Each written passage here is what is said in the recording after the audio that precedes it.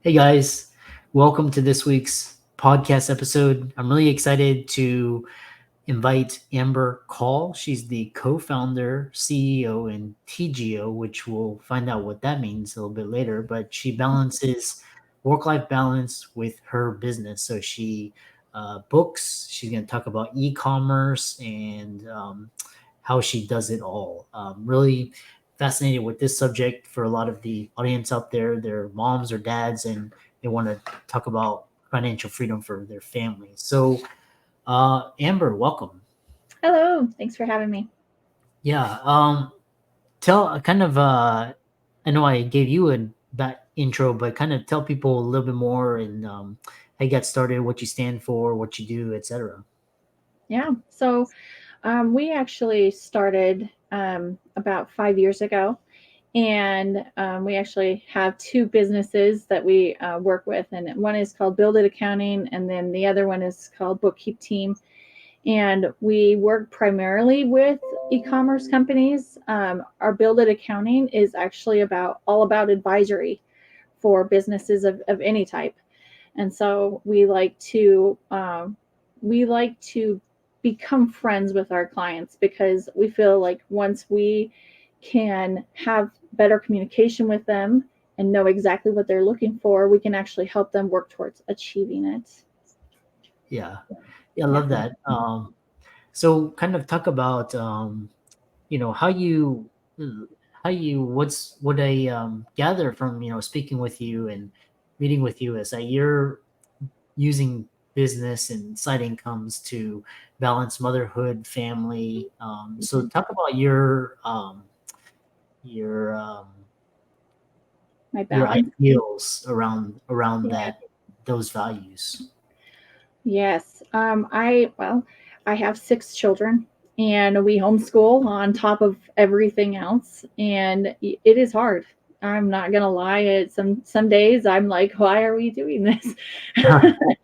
But at the end of the day, it comes down to I want to have a good relationship with my children. I want them to know that they can come and talk to us.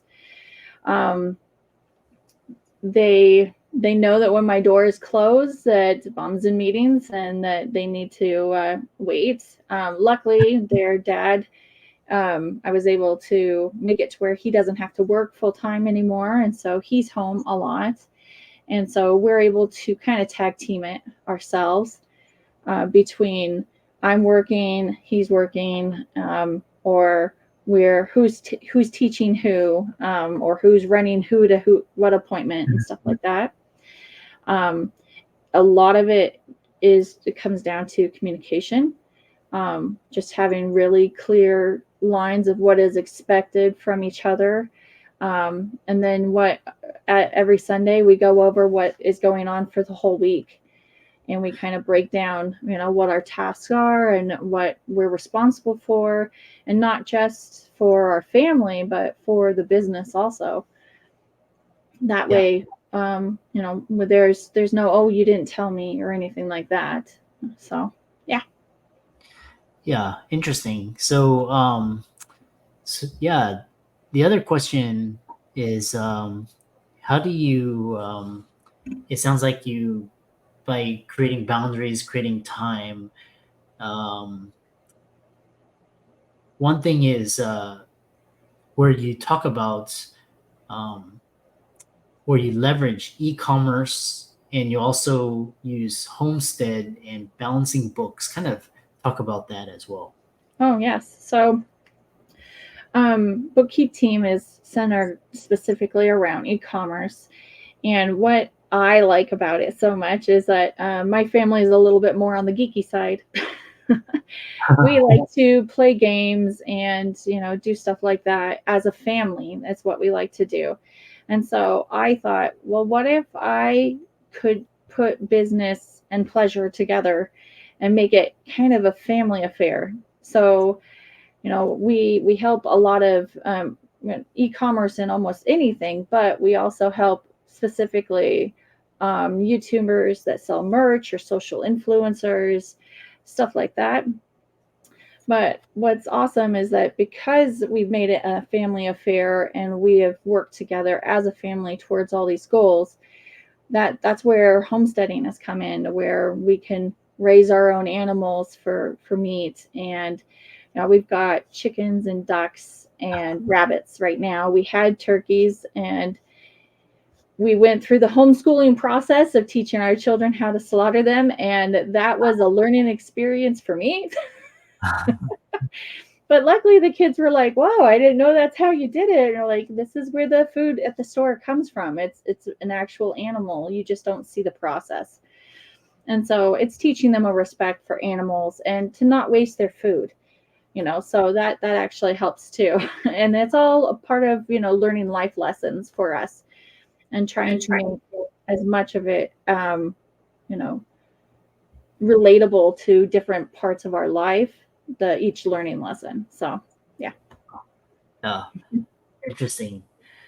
Yeah, my I was actually taught not to waste food, but that was through a more of a very I wouldn't say brutal, but more of a but it's in, so talk about this talk about this idea of so we'll get into kind of accounting because this is what you Mhm. talk about. And Yeah. so you talk about the concept of customer acquisition costs and how it impacts e-commerce profitability. Yes. So when when we are trying to acquire, or any e-commerce, okay, for e-commerce and specifically, when they're trying to acquire clients, it really, the cost of acquiring those clients is what we're keeping track of for them. So if it costs, $500 per client, well, if they're only selling a one-time product, then it's really affecting their bottom line. And so we like to help keep track of that with our clients so that they know where they're at in their profit margins, so that they can know whether or not they're having a profitable, acquiring those clients are worth it in that way, is basically what I'm trying to go out. Yeah, it's and then what the other question is customer acquisition costs, and then you have the what is the significance of average order value in e-commerce? The average order value. Yeah, AOV in e-commerce. Oh yeah, yeah. AOV. Okay. Um, I actually have some notes because I don't like getting put on the spot. So hold on a second.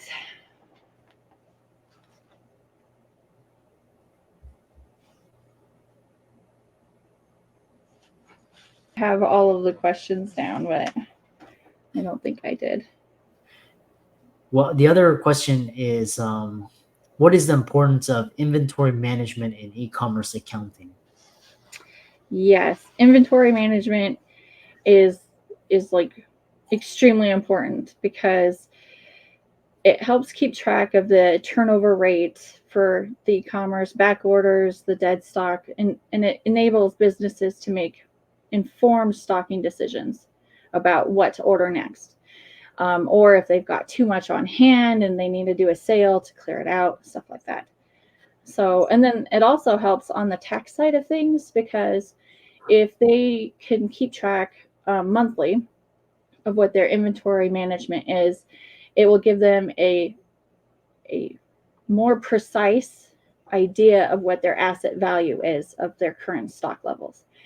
And so it's very important when it comes to taxes. So, yeah. Yeah, really interesting. Yeah. So then the other question is talk about financial freedom for physicians leveraging e-commerce accounting to achieve personal and professional goals. So I've actually thought about this because I thought it was interesting of, e-commerce accounting, and, you work obviously with physicians, right?